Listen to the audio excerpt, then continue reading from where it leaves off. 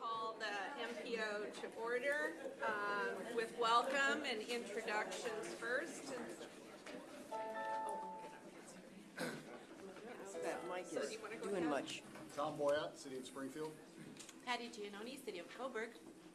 Tom Boydell, City of Coburg. Brenda Wilson, Elcog. Bill Johnston, ODOT. Aurora Jackson, Lane Transit District. Gary Wildey, Lane Transit District Board. Kate Reed, Lane Transit District Board. Lynn Taylor, Minutes Recorder. Rob Interfeld, City of Eugene staff. Lucy Venice, Eugene Mayor. Sid Lykin, Lane County Board of Commissioners. Dave Bruce here, Lane County staff. Christine Lundberg, Springfield City Mayor. And let's start with Tom. Tom Schwetz, Noisy Computers Inc. Andrew Martin, LTD. Dan Collister, LCOG. Jennifer Smith, Community Member. Chad Tardigan, City of Coburg. Monica Whitfield, Lane County staff. Kelly Parker Dolka. Susie Brand, Point to Point at LTD. Tracy Olas, Point to Point, Lane Transit District. Anna Newman, State of Springfield. Carolyn Chase, Point to Point. Darlene Riley, River Road. Michelle O'Leary, Better Eugene Springfield Transportation. Paul Thompson, LCOG. Okay, all right, thank you. The first thing, well, I'll do the official call to order and looking for approval of the minutes. So moved. Moved. Second. Second, okay. All right, all those in favor, say aye. Aye. Opposed? Okay, motion carries. Next is adjustments to the agenda, announcements from NPC members. Is there any announcements or adjustments that need to be made? Yes. Just a quickie to excuse a couple of us who have an event to go Yes. to and we'll have to leave at 1, so we're just trying to, Yes. So hopefully all of our action items are right, off the the beginning. table by then. Okay, yes. I have an announcement also. Yes. I just want to do a formal invitation for anyone who hasn't received it to the Thurston Hills Natural Area Opening this Saturday at 10 a.m. There's a Facebook event. There's also information on the William Lane website. We'd love to see you guys out there for our big celebration. Thank you. Oh, I have one more, which I just wanted, in case people didn't see the front page story today, that we have a sponsor for our bike share in Eugene. We're very grateful to Peace Health. It's really wonderful. The bikes are beautiful. They're blue. They have a Peace Health dove on them. They're gorgeous. So, That's coming okay. soon, Yeah. coming soon, that program. Great. Yes, congratulations. So, okay, any other adjustments or announcements? Okay. Well, I guess I should make an announcement that we did, the LCD did approve our urban growth boundary expansion, which is important for transportation out in Gateway. So commercial industrial growth in that area, we're ecstatic. I started on it personally in 2009, so we've been at it for a while, and we're very happy. It's, the final order won't be done until a couple of months, but we're ecstatic that we got this far. So, okay. Okay, so next we have comments from the audience, and I have Michelle O'Leary.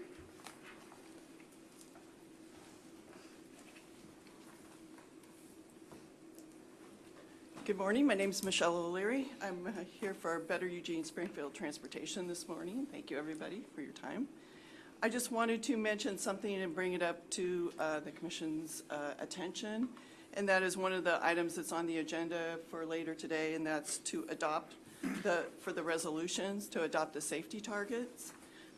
Well, some of you know, I am retired program manager for ODOT Transportation Safety and very involved in the performance measure setting process that ODOT does in the safety division, which is what this proposal is this resolution is to adopt. And I applaud LCOG for doing this, for adopting the measures. I would, however, like to see the resolution have an end date to it, because in Ellen's cover memo, she addresses the fact that perhaps LCOG might want to look at doing their own safety measures instead of just, hitching their wagon onto ODOT's in the future. Knowing that ODOT's got this, or that LCOG has this very robust data engine that you guys have spent a lot of time and money, and it's fabulous, developing, I say, the LCOG and the county should be taking advantage of having that data, available to them so that you can really address regional performance measures instead of hitching onto a statewide performance measure. That's my comment for today. I have any questions? Thank you for your time. Thank you very much. Okay, that was our only speaker from the audience. So on to number 6, which is election of chair and vice chair for 2018 and appointment of OMPOC members. So Brenda, were you going, did you? I'll just do a quick introduction. Okay. Mayor. Thank you. At the beginning of each year, the MPO elects a chair and a vice chair and appoints 2 OMPOC representatives to represent the MPO at the statewide MPO association. We didn't do that last month because there was not a quorum, and so this is on the agenda for today. The bylaws require that the chair and vice chair come from Lane County, Eugene, or Springfield, and historically, the vice chair has taken over as chair, but that's up to you, and you can appoint anyone as your OMPOC representatives. So I'll raise my hand and call on myself and nominate Commissioner Lycan for chair and Mayor Venus for vice chair. Are there other nominations or a second? I'll second those. Second? Okay, great. Okay, so all those in favor say aye. Aye. Opposed? Oh, looks like the gavel goes to you. Oh, MP, should we do the OMPOC members first? You can, or you can hand it over. Well, I'll hand it over.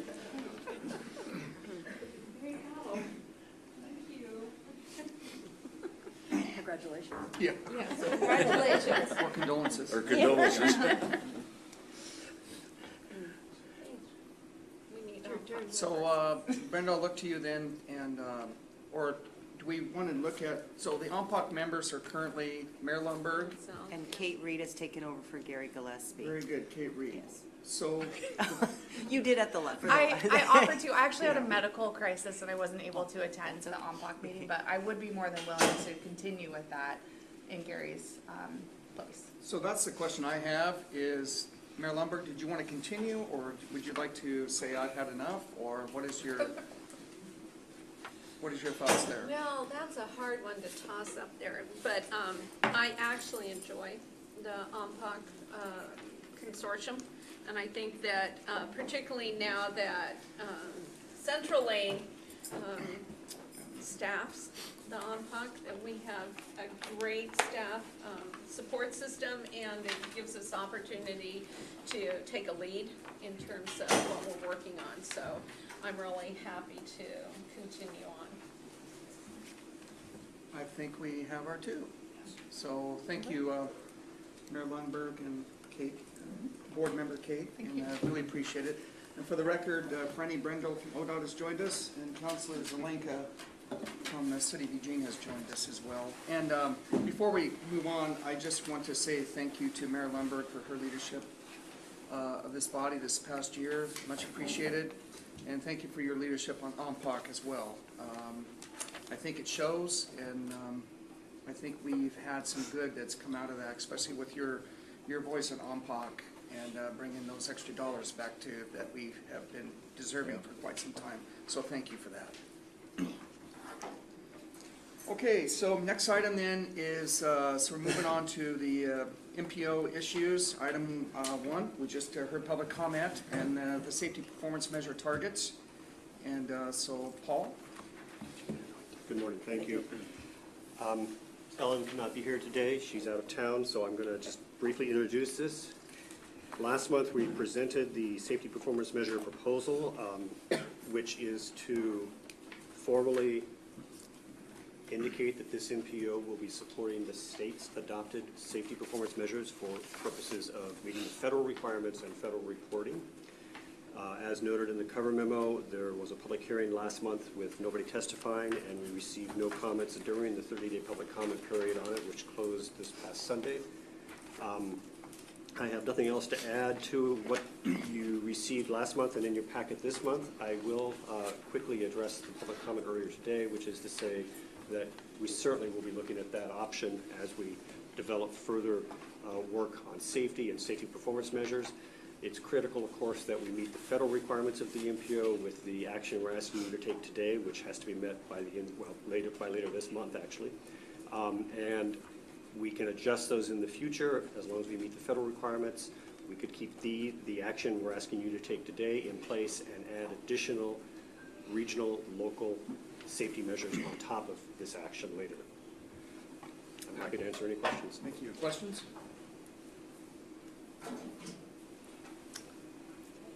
Okay, seeing none, then this is an action requested is to, so you've seen the safety targets in your agenda, and so they're asking us to vote on these safety targets to forward them. So if no other questions, do we have a motion to approve?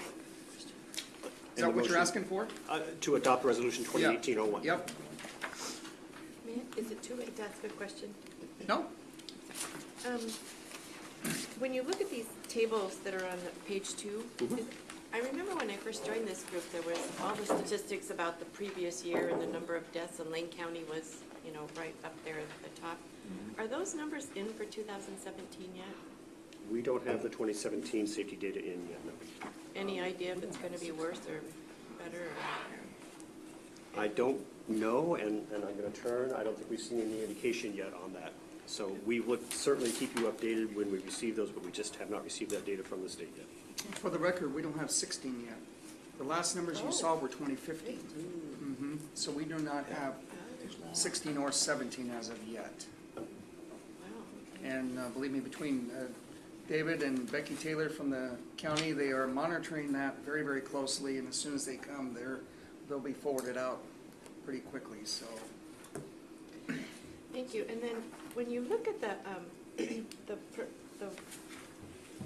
number 3, roadway fatalities per vehicle miles traveled, and how would we ever know how many vehicle miles were traveled?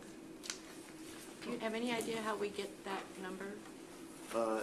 The number is modeled, and it is an estimate, but it is a modeled estimate based upon, well, I have to be honest, I'm not sure now. We're transitioning between model data and some actual data.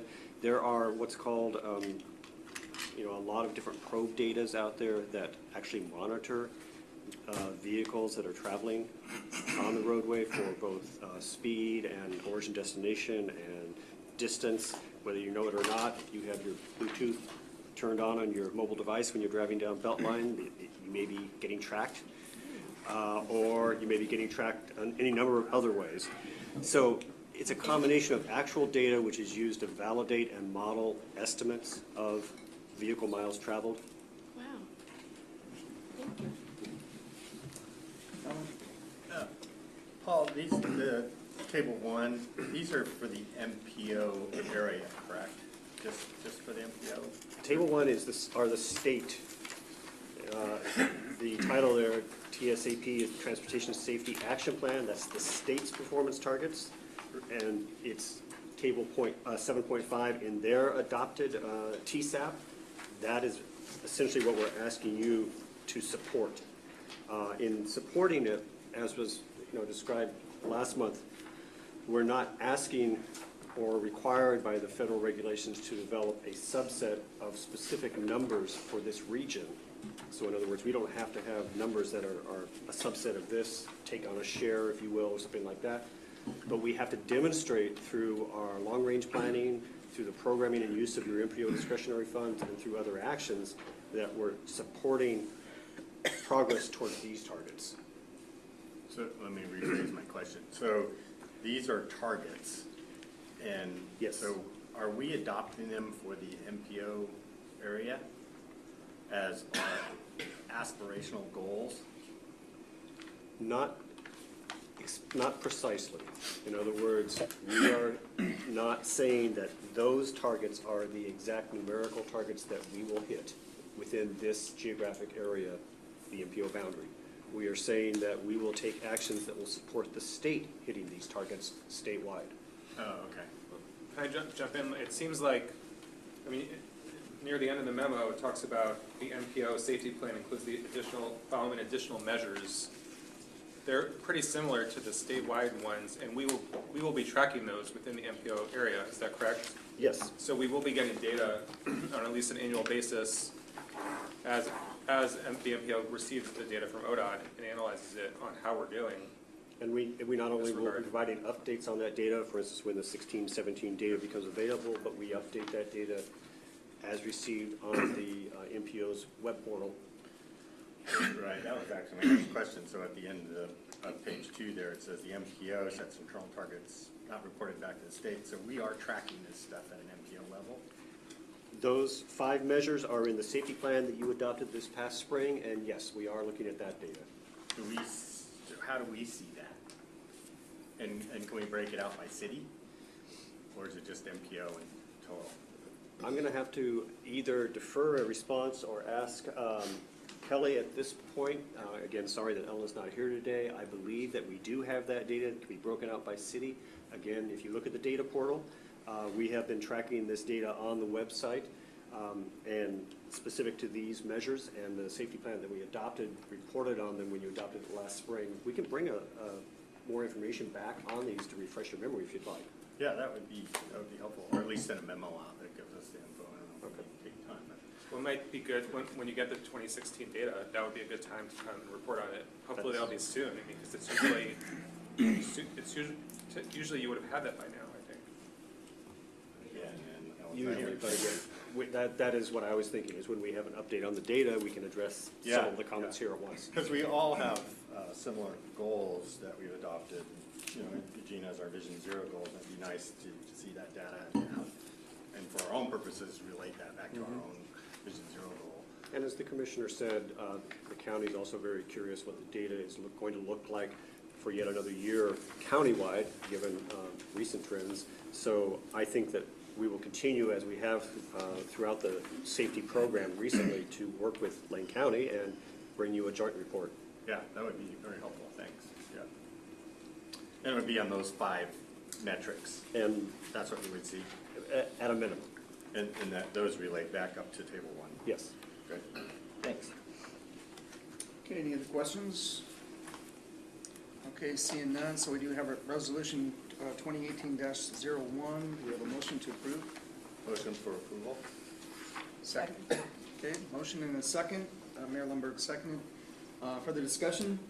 Seeing none, all in favor, please say aye. Aye. Opposed, same sign. Carries unanimous. All right. Next item then is information discussion item, point-to-point update, and Alan's not here.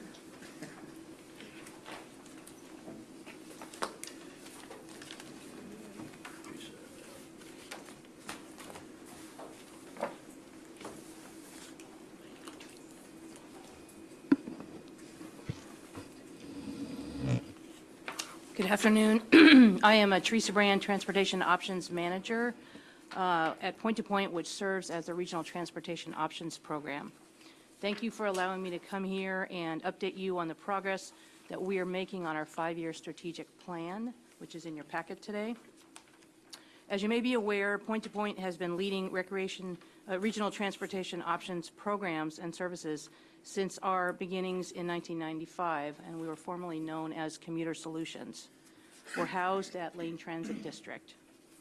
The goal of this work is to help increase the traveling public's awareness of and use of transportation options in their daily travel. We also help to reduce congestion and CO2 by encouraging reduction in single occupancy vehicle trips. We also encourage the use of active transportation and promote safety in all of our different events and activities. Since 1995, Commuter Solutions and now Point to Point, we've developed a series of 5-year strategic plans that were developed to update strategies and actions that support the region's goals around transportation and the use of transportation options. In 2015, we began a process to take a fresh look at our programs and services with our regional partner agency staff. Out of this came the 2015-2020 strategic plan that again is in your packet. This document outlines regional goals around transportation options, the development of some areas of focus, including around public outreach, work with employers, and work with school-aged children and their families. The 5-year work plan develops actions and strategies to meet these newly updated goals. We are now in year 2 of the work plan, and I'm here to outline our efforts to date, including actions that we've completed, ones that are underway, and things that are on our radar for the next 3 years of this work plan period. In looking at the outreach work plan summary, which again is in your packet, is listed as general outreach. We've completed a number of activities in this area. Among them, we've developed and rolled out what's called a train-the-trainer program. We tested it on LTD employees, and then we rolled it out at 4 low-income housing sites, and we'll continue that work into the future. We've expanded our social media presence, developed specific targets on who we want to target with social media and outreach. This has been very effective, especially around people coming to events and being aware of activities around transportation options in the region. We've enhanced our print media focus. We've added extra articles and basically expanded our presence. With newsletters, we have a year-round schedule with areas of focus depending upon the season. We've increased community outreach to new markets and new market niches. So these are basically people beyond the choir that we have.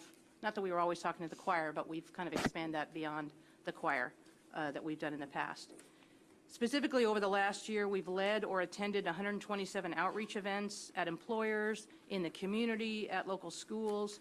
Some examples include serving as bike ferries at local schools, delivering bike safety equipment and materials, participation in school and parent events, occupational health professional events, farmers market, COBRA conversations, a lot of employers, the Oregon State Hospital when they opened, company picnics, and then larger events like Eugene's Party in the Parks, the M's Games, Nonprofit Night, Springfield Storytime, on and on, a whole kind of a mixed approach. Our team has also provided leadership and weekly guidance for the Regional Safe Routes to Schools program for all 3 school district programs. We've increased the frequency and breadth of our school outreach at school events, health fairs, school PTO events, and school special events. We've also worked pretty effectively with school district employees to share transportation options information for their travel choices so they can model the behavior that we're encouraging with children. We've expanded outreach efforts around the Oregon Drive Less Challenge to increase participation there. And we've actively promoted safety, including leading Be Safe, Be Seen safety events, and have distributed thousands of pieces of visibility equipment such as lights and helmets and reflective materials over the last years. With employers, that's also a work plan that is attached here. We've created a lot of new materials, a couple of samples I will pass out, just so you can kind of see what that looks like. The idea was to make it easier for employers to be able to help their employees with their travel. We've held what's called an ETC, or Employer Transportation Coordinator Focus Group. We wanted to learn from the people that are embedded in employers what would make it easier for them to communicate travel options to their employees. So we're using that information to design this employer toolkit that I'll talk about shortly. We've expanded van pool outreach through a targeted 18-month campaign. This has resulted in 2 new van pools that start on February 1st. Last year, there were 2 million miles not driven in and out of the MPO and up and down Highway 5 due to the existing 16 van pools. So any work we do around van pools is huge. We've also done a lot of outreach on transportation options to businesses that are new or relocated to a new site, because that's an optimum time when people are establishing new habits for their employees when they move or they move into that area, to help them strategize on travel options for that particular location. We've worked with Bring to add a transportation track to the Business Rethink program, which is pretty exciting, and that's really helped when people are going through that certification process, to be aware of their employee travel as part of the analysis there. A couple things on the horizon. We are developing one of these action plans for Safe Routes to Schools because we've just completed a 5-year strategy for that program. And so they'll be having the same type of thing targeted beginning here in the next few months. That'll work on the next 5 years with that program. We also are developing what's called a Business Employer Transportation Coordinator Toolkit, ETC Toolkit. And that, again, will be widgets on the website, downloadable materials, things that'll make it easy to have that employer find a carpool partner, van pool partner, ways that those ETCs can help their employees with their travel without having to do so much of the making up themselves. It'll be tools they use that we make for them that'll be easy for them to access. So we think that's going to be exciting. ODOT actually provided some funding for that because they see some opportunity for statewide use for that. So once we develop the tools, they'll be going more generic through a contract with Alta Planning and Design, and then other transportation option agencies in the state will be able to use those. We're pretty excited about that. We also will be hiring 2 Safe Routes to School program assistants through the CMAQ money that was approved here over the last year, and that'll help basically with our ever-growing Safe Routes to Schools programs because they're expanding. Out of that same pot of money, we'll be purchasing new bike parking equipment for schools. That was identified through a study that was done by Emma Newman and Shane McRhodes. They did analysis of the quality of bicycle parking at all the schools in the school district. And so we're moving up those Ds, some of the Ds to Bs, which we're excited about because some of the Ds are pretty hard for the kids to use. And we'll continue that work over the next 5 or 10 years, depending upon if we can get all of them to a B, then we'll be good. What else? We are also continuing to work around van pool because we realize that really can make a huge difference. Continuing to work around train the trainer because we will be working on social service agencies and finishing all the housing sites that we haven't gotten to, which are probably another 15 or 20. And also we'll be taking LTD's accessible services staff with us to the housing sites in particular because there is a lot of questions that they can better answer around accessible transportation. So we think that'll make that even more effective. And we'll continue to enhance and measure all that we do. We are now required to do an annual ODOT survey, transportation options survey. It's part of the state transportation options plan. And so that actually will be coming out here shortly. So that'll be part of our ongoing metrics and measurements. And then we obviously measure participation. We measure some travel surveys before and after particular campaigns like Business Commute Challenge and the Oregon Drive Less Challenge, parent and student tallies for Safe Routes to Schools, kind of a whole gamut of way that we are continuing to measure what we do because we know data is everything. In general, we want to complete everything in our 5-year work plan over the next 3 years. We believe, and we believe there's policy support in the TSPs, in the Regional Transportation Options Plan, RTOP, in Eugene's Climate Recovery Ordinance, and in the ODOT Transportation Options Plan for this work. And so we'll continue to use those as guidance, and also with your guidance and support from the regional staff, we will continue to work through this plan and modify things as we get additional suggestions and recommendations. Any questions? Yes. Franny. Yes, thank you, Teresa. Excellent report. Under the partnering, I seem to remember that when we have construction projects going on, that we can use point-to-point to get the word out about, door-to-door. And we, this summer, are going to have a lot of construction going on along the Beltline. So we would like to partner with you and get that word out to all our community. And second of all, we are opening up a new bike path route along I-5 with the Beltline 4 project, providing access all the way to Old Coburg Road. And we want to have a ribbon cutting kind of thing in the spring when it's open. So we would love to partner with you on that and can even bring some funding to the table to have you help us with that. Thanks. We love to hear the word money. Yes. Anyway, back to your first comment. We can, and we know the Beltline thing, we're going to have to do some pretty good strategy on that because that'll affect everyone. I think it's 2 days. Well, we have a lot of projects Yeah, going so on we'll this just summer, and keep talking. And I'll bring the next time I come, I'm going to bring a graph that shows start and stop of construction of the many projects that we have to kind of show what's going to be happening this summer. I've got our PIO, Angela Beer-Sidell, is going to be putting out a contract for outsourcing information, getting the information out to the community, but I thought it would be really good, and I've asked her to call you too and partner and see what we can do together. That sounds great. Okay. So a couple things related to that. We have frequent contact with our ETC network through emails and even going into their place of business. And so we can kind of come up with a strategy about how to let people know and how soon. And also in the past, when I worked with Richard Little, we actually would put out detour maps. When we went door to door, you guys would pay for the staff time because it was a little beyond what we could do. So we'd go door to door if there was a particular targeted area, like on 99 when that was affected to the closure, two-sided closure. But it'll take some strategizing to figure out who the market is and how frequently we need to hit them and what are the appropriate detours. Okay, So we want to be thinking about that. perfect. Okay, and we love parties, so of course we come to the ribbon cutting and we'll Well, help we're you with the hoping party you because would- we love we're that. actually hoping that you would help Yeah, coordinate the whole we thing love for us. those. Yeah, So, great. sure. We're not really good at ribbon cuttings. You're probably much better at it than we are. You are? You are too. They know they do. Anybody else that wants to be involved, that'd be great. So any other questions?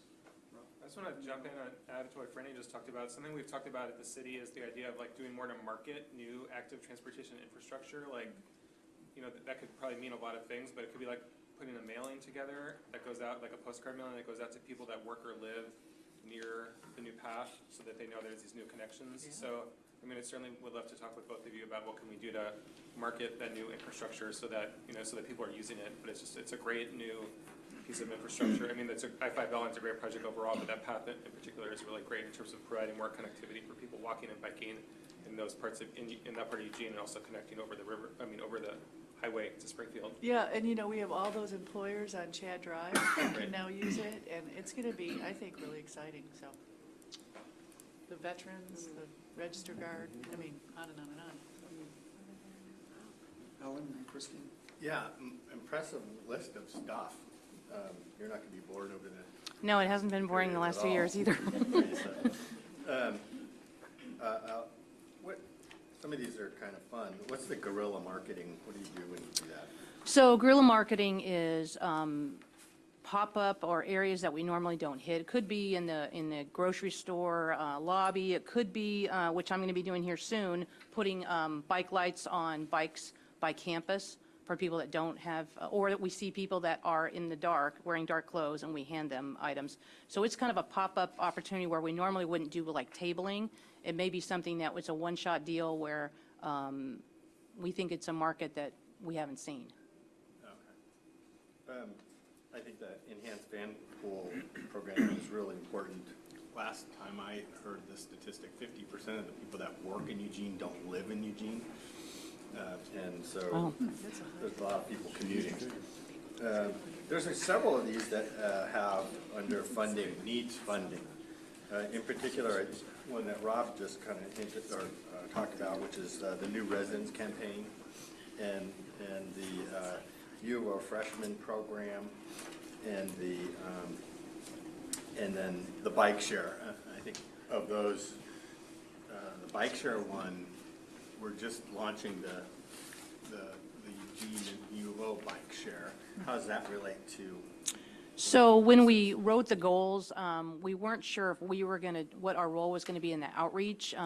Reed, who works with Rob, has some strategy, and we were going to also meet and talk about with Lindsay Hayward, what are the right strategies around bike share. That's going to take all of us talking to people about bike share, they're talking about corporate passes, they're talking about some ways that we can assist when we're out talking to people or talking to employers, kind of let them know it's coming.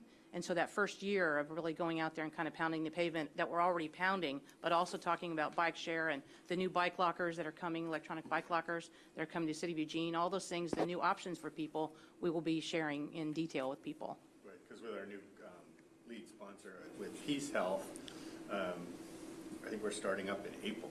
Right. So We'll talk about it at a Business Commute Challenge because that'll be right after that, so. Yeah, exactly.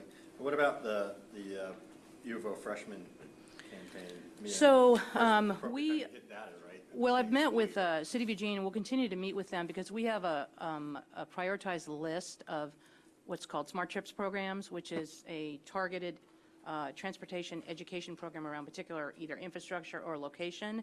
And so that's in the list. There's some neighborhoods in that Eugene that need to be done first, but that's on our radar. The new resident program we're going to ask for in the next round of funding because we think that that can be a great model. There's one done in Portland that now goes to every new household in Portland. There is someone who visits them and talks about their travel options, and they do things in a big way. So we're not going to do a $500,000 program like Portland does, but we want to figure out how to do it here when people relocate or move here. When they first move here, how we can reach them and let them know about the travel options from their location. So we're working on that, and the U of O freshmen will go in the mix probably after those City of Eugene programs are funded. One of the things that we do with the U of O is we do a walk around and welcome the freshmen with the U of O folks, and that might be a good, that happens in September. That might be a good opportunity to add something into that packet of materials that we give to them. We would love that. We do the duck-a-thon, or what is that, Tracy? Introduction. Yeah. So we do that, but if we can get materials in there, that would be fantastic. Right, we give them a packet of materials, Okay. mostly about the social host ordinance, but which they all know about instantly. It's amazing. Some more questions about that? Christine? So first, I first want to compliment this Safe Routes to Schools program. I participated at a school in the morning with the work that gets done, and we have more bike pathways to get to school. So I'm excited about that, and that's working pretty well. And the issue, the area that is partially, I want to say point-to-point can help with, but it goes back, and I'm looking at Gary, the International Way MX route, which, got pointed out to us. One of the employers, their headquarters out there, ran their own study and came up that route is not used. And since they sit and they see the bus go by all day long, they pointed out that it can have 2 to 4 riders on it. So, but you notice that the parking lots are full, and they don't go anywhere, and then they drive home. And I know we're working on Beltline, and that's probably one of the main routes people get to the Gateway area that could benefit from folks, particularly now that we have more MX to pick from, is to focus some time. I know LTD is looking at operations too, is that route could be so valuable because we're experiencing high volumes of car traffic. We did just expand our UGB, meaning we're going to have additional traffic issues. And if that bus is primarily empty most of the day, I'm just encouraging us to look at it, whether it's through point, whether it's, however we look at it, that we could use that line much better. And I'm looking that you got on the goal too is, strengthen all employer services. So is it an employer issue if they give they give out more free passes? Do we need to, as the city, go, okay, we're gonna take away 25% of your parking? What is it that, okay, stop, don't panic, Tom. Tom's going, no, that's not a good plan. And I didn't say it was necessarily a good plan, but what is it? Where are people coming from? How are they getting there? Beltline is this huge issue, and, what can we do? Because it would be great to have that bus line full for more parts of the day, and what can we do? So anyway, since we're talking alternative transportation, and I'll continue to talk about it because it was certainly brought to my attention clearly, and the fact that one of our employers out there with their headquarters paid for their own study to say, let's take a look at what's going on, because they're an employer that pays LTD taxes. So anyway, I just want to continue to talk about it so that we can find some solutions and get more people on that bus out there, along that international way loop. I can say that Tom and Emma and Tom Schwetz and I have met a couple of times because we also were aware of your concerns, and Gary has provided some leadership in that regard too. And so it is something we'll continue to work on, probably with the planning department, LTD marketing, to really look at, it's kind of a long-term solution because you do have free parking. That doesn't help, but also it's just, it's the where, and it is where they're coming from. It's not like a one easy solution. So I think it is something we need to have kind of a long-term strategy on. Thank you. Yes, thank you, Mayor, for bringing that up, because I think that's a great opportunity, especially with the approval of your extension in that area. The need for additional options, to emphasize the options and provide the options out there, and it's just a great opportunity. And I know that point to point, we've had more than one conversation on that, and that we're anxious to do that, because there's quite an employee base out there. And really, the options that can be made available are a great asset to those folks, and they'll have an opportunity, but education is necessary. And yeah, it will take a while, but we're working on it. Thank you. So I have a question, and that is, so I know that there's a lot of conversations that I think goes on with the transportation planning staffs, but the question I have is, how much conversations do you have with what I would call more the land use planning staffs of each of the jurisdictions? I ask this because I'm thinking about here into the short future. And we always point to 2021, and I know that probably some person named SpongeBob SquarePants leaked something to the New York Times, and they decided to write an article without contacting anybody here about the World Track and Fields. I saw that this morning. Oh well. So anyway, but I'm thinking about that. I'm thinking about the opportunities that are happening on the Franklin Corridor. Obviously, we saw this beautiful rendition of what could happen on the riverfront in Eugene. Lane County has we're doing some real incredible opportunities in downtown Eugene with our property with Obie. So there's this concentration of things going on, plus it's heating up more and more with the folks within the Silicon Shire. All of this is going to be on top of us in 3.5 years. So how much conversations are you having, not just with transportation planning staff, but what I call the land use planning staff folks, and where you're talking about, okay, how is this going to change the face of our communities? Because in 2021, 214 countries are descending on the state of Oregon. And it's not just what happens in 2021. I'm thinking about what happens in 2022 and 23 and 24. We do this right, and all of a sudden we become a serious international destination.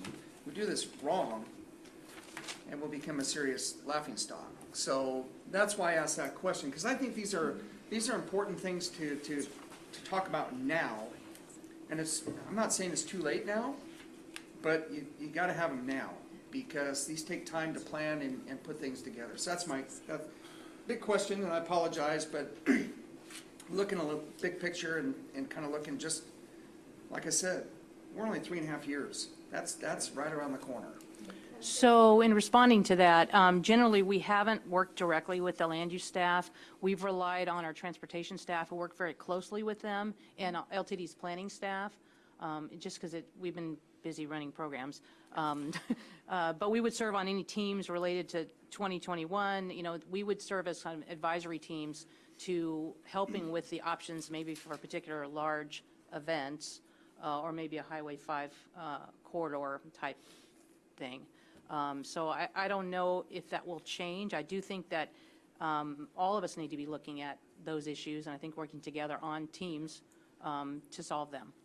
I think AJ may have an answer here or something. We actually have a great answer on this. So what I will say is our strategic planning committee recommended strongly to our board of directors that that very question they answer is, what is transportation given all of the different land use, all of the different activities coming to our community in directly addressing the growth of the urban growth boundary for Springfield. How are we going to address that? How are we going to use investments in existing BRT and then future potential investments? Like now they're there, or we invest in them. Now what happens? How do we make them really move this community?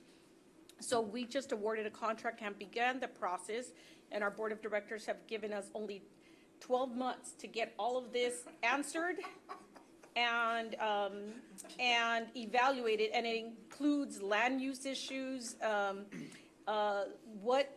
LTD is serving us today, how it's going to serve us in the future, and what we're looking at is latent demand. Not just who's riding the bus and why today, but who's not riding the bus and why are they not riding? How is the bus system not serving them? So we actually have a short turnaround, and we have a firm already hired, and we began the process of saying we have to answer these questions because we don't have a lot of time, and unless we really address these now, they're going to sneak up on us. And our goal is that we dealing with all the land use issues that are known today. What is that going to look like in 10 years? And how do we start implementing things now so that we're not 10 years behind then? So we're actually on a short timeline to do a lot of this and get it all done, but we have already put that in action, and we do have resources from our local entities that are actually sitting on that, and we're going to just have to look at all these plans and have answers to this.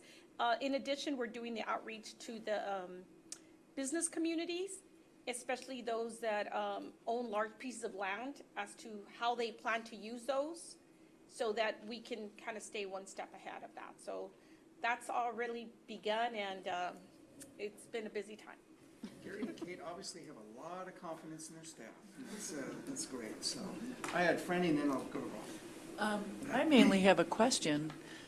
Whether and who would know this answer is, of the people that are coming to our region from the world, from the rest of the nation, how do we know the percentage of people that are going to use the Portland airport as opposed to the Eugene airport? Because that makes a difference to me as far as, are they going to use I-5 or 99? They're using I-5 and 99. Is it 50-50 like No, that? it's Okay. not. It's probably about 80%. 80% are flying into Portland? at least. And in fact, interesting you bring that up, because I had coffee with Ben Lanana yesterday, and we had that very exact conversation. And so it's PDX, and it's a matter of now, how do you get them down here? Right. Yeah. And you have buses along I-5. I know Congressman DeFazio is really working with Amtrak and UP on a potential quote-unquote pilot, just to get a train to go straight from PDX straight to here during that. So, but vast majority are flying to PDX. And before Bill Wyatt retired, I asked him that question, can you handle this? He said, absolutely, no problem. And they're doing an expansion anyway, and so they can handle it without them going to Seattle. So that's good news in itself, is that at least they're going to PDX, not, can you imagine going to Seattle and then down? Oh my gosh. And what we would like to see is people would take mass transit or instead of renting cars. But so if there's any way I could be plugged into those conversations, I would be happy to, work with folks. I've got connections with transit and rail at ODOT and things like that, so. Rob? To answer your question about coordination with land use, some projects like the Fifth Street Market expansion, that's going, I don't think they need any land use approvals, so it just goes through the building permit process. And they're definitely open to working with us. They're going to have a bike share station right on their site. In terms of more broadly though, we don't have many leverage points with developers in terms of the ability to get them to engage in talking about transportation options, transportation demand management. In our recently adopted transportation system plan, there's an action item that calls for developing a TDM program that would require developers of a certain size or employers of a certain size to develop to actually have their own TDM plan. And so that's something we'd like to work on in the next couple of years. And I see point-to-point as being really key to us. We have to figure out what does a program looks like. What would employers or developers, what would they have to do and how would we work with them, and what would the reporting look like. So there, you know, we need to kind of probably get some grant funds to kind of develop a program and look at how that works. Well, your potential leverage is sitting to my right. LTD. Oh, you're right. Got it. Sorry. My right. Yeah. Yeah, my right.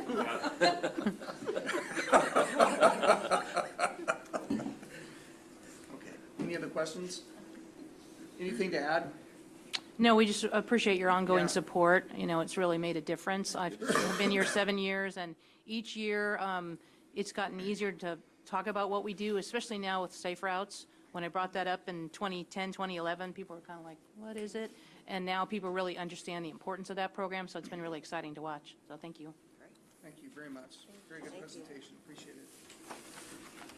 Okay, so now we go into Safe Routes to School Capital Grant Program update. So, Sure. Rob, I know you're part of I can this. just jump in. Sure. Okay. So some of you know I serve as the League of Oregon Cities representative on the Rulemaking Advisory Committee, the RAC, that is developing the rules that would ultimately be adopted by the Oregon Transportation Commission.